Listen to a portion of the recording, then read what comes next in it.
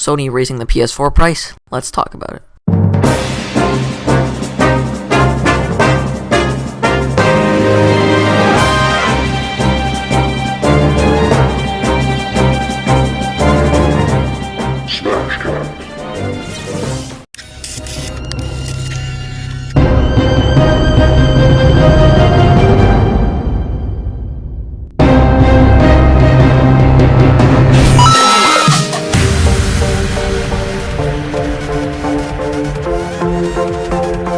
Hey guys, Smashcast here, I'm AG and PJ. And welcome to the first episode of Gamer POV, and today we will be talking about Sony raising the price of the PS4 and all the accessories and games. The PS4 is going to become $450 instead of the original $400, and then the PlayStation camera, which no one buys, will be $65 instead of $60, and then the games are going to be $70 instead of $60.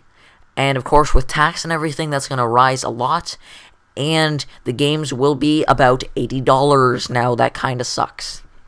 Now, what do you think about this, PJ? I don't really like it because even though one of Sony's head offices is in Canada, and they think they can just rise the price because they're at the head, basically, of home consoles right now, I just think it's ridiculous for Canadian gamers that play PS4, so yeah. Now, one of the biggest problems that I have with this is the fact that once the PS4 stock will finally become good enough so that everyone can buy one, which currently no one can really buy one since it's always out of stock. After this price point happens in Canada, the stock of the PS4 will magically go up. Not like this was planned or anything. Nope, not like we want the Canadians to pay a lot more, because the fact that they're rising the PS4 only because of the conversion rate. Yes, I do understand that 1 CAN is 0.89 USD, but that's besides the point. It's a 10 cents difference, and I know it will add up, and the conversion rate does make sense to put it that much higher. But if Sony was in Microsoft shoes, or let's say Nintendo shoes, who aren't selling as that good, but definitely aren't selling terrible, they would not rise the price, because that would just be a noob move, and they would not make as much money if they rose the price. Now, the fact that if they were someone else, and a different sales rate, then them not doing that is kind of not just because they're going to try to keep their rest of their company afloat, because they had to sell their laptop division to Lenovo. They're not doing super hot in TVs and smartphones. It's just that, guys, it's just for the money. There was no other reason that they want to keep their price. They don't want to sell off their other divisions. It's just really that they're just really wanting to take advantage of the gamers of Canada, which is completely not cool. Yeah, I really don't like this. I think it's really a stupid move on Sony's part. Yeah, same. And now the one thing that I have to say is that, of course, everyone will be paying more money for everything nowadays in Canada, because let's see. Okay, so a Wii U high tier game and an Xbox One high tier game, let's say Titanfall, for example, and let's say Donkey Kong Tropical Freeze, are both $60, not including tax. Now, put on that tax, almost $70, which is quite a lot of money.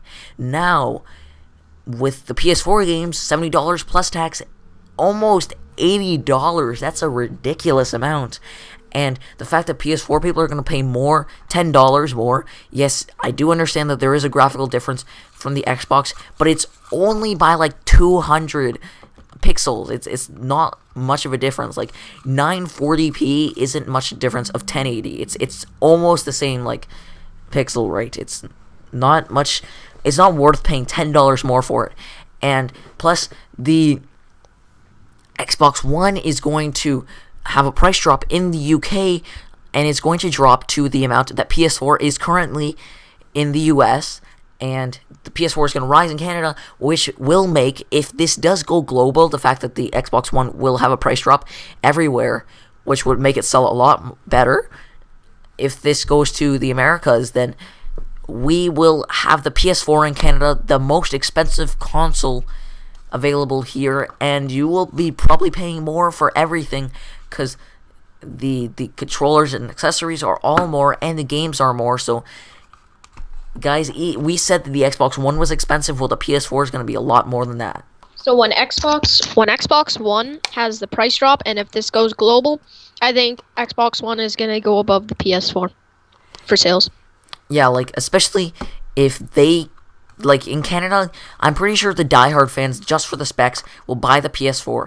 Even though there really isn't a big reason to, there's not a giant amount of exclusives currently out, and there will be good exclusives coming out, but other than specs, there's not a good enough reason to buy one yet. And graphics, you could pretty much find on the Xbox One also, so there's not a big difference there. So, the Xbox One in Canada, I don't know how likely that would happen, but like PJ said, there is a pretty good chance that it could rise higher than the PS4 just because of this price increase. Now, for at least some of my Sony fanboy friends, they seem that they will still buy it anyways, just because they want to do it for the specs and stuff. And for the diehard fans, they're definitely not going to change their minds about buying the PS4. So, of course, this works in Sony's favor, and this is what they want. They want people to buy it anyways and waste more money on it, which is kind of pretty stupid, and I can't stress that enough.